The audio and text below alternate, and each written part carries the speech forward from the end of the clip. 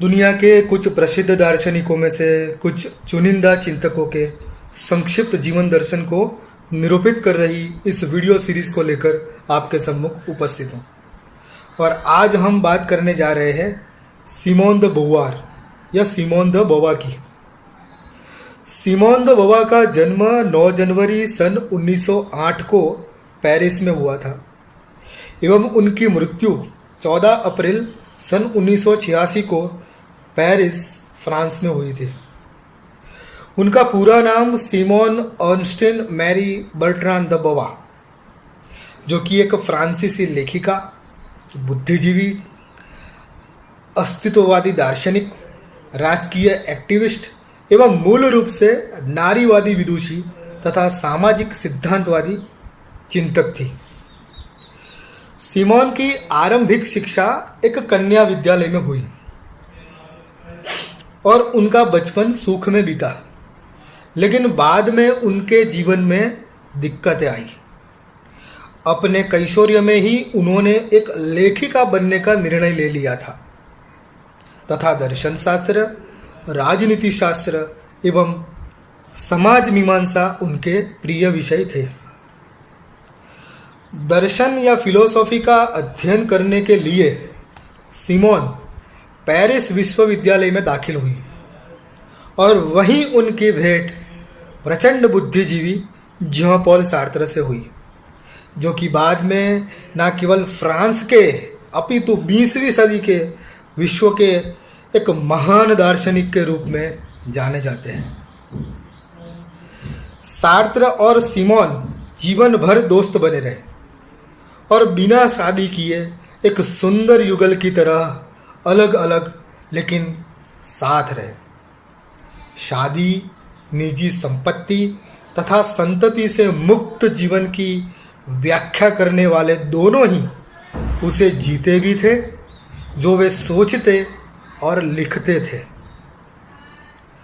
नास्तिक एवं विद्रोही विचार वाले इस जोड़े को फ्रांस के समकालीन इंटेलेक्चुअल युवाओं का आदर्श माना जाता था।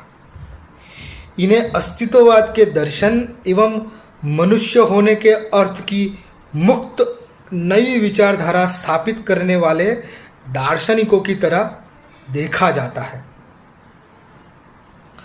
सेकंड सेक्स सिमोन का प्रसिद्ध उपन्यास है और उपेक्षिता नारी की संवेदना को उन्होंने एक आवाज दी है। 1970 में फ्रांस के स्त्री मुक्ति आंदोलन में उन्होंने हिस्सा लिया और प्रवर्तमान सामाजिक, राजकीय हर विषय पर सिमोन ने अपने स्पष्ट विचार व्यक्त किए हैं।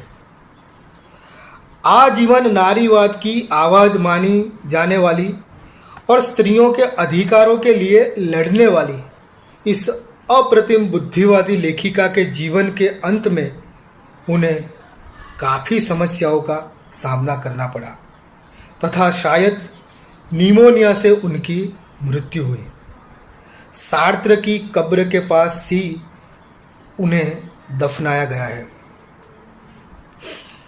तो आइए कुछ सूत्रों के साथ सिमोन द बोवा के दर्शन को हम समझने का प्रयास करते हैं।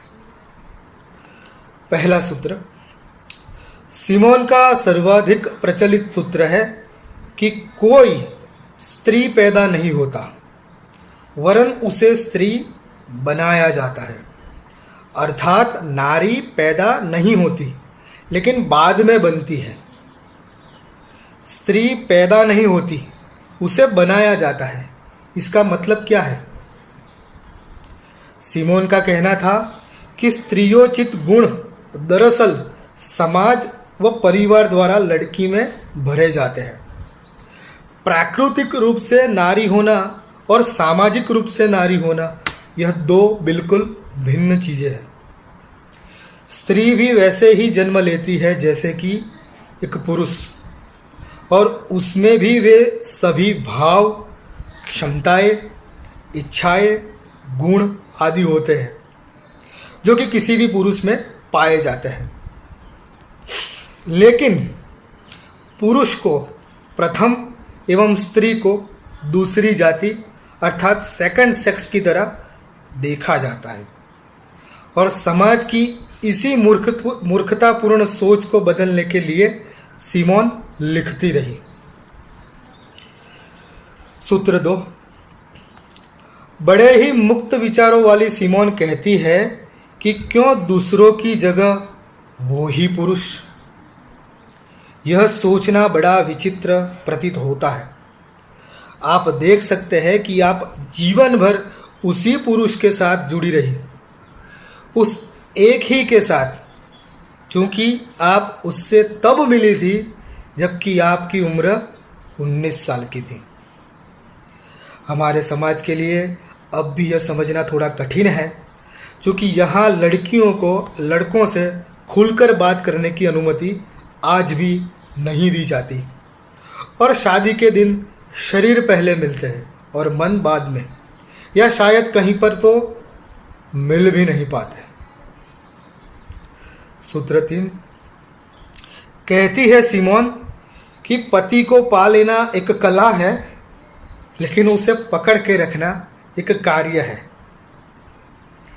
सूत्र 4। एक बड़ी गहन बात सिमोन ने जीवन के बारे में कही है कि मैं असीम की कल्पना करने में असमर्थ हूं, फिर भी सीमित का स्वीकार मुझसे नहीं हो पाता।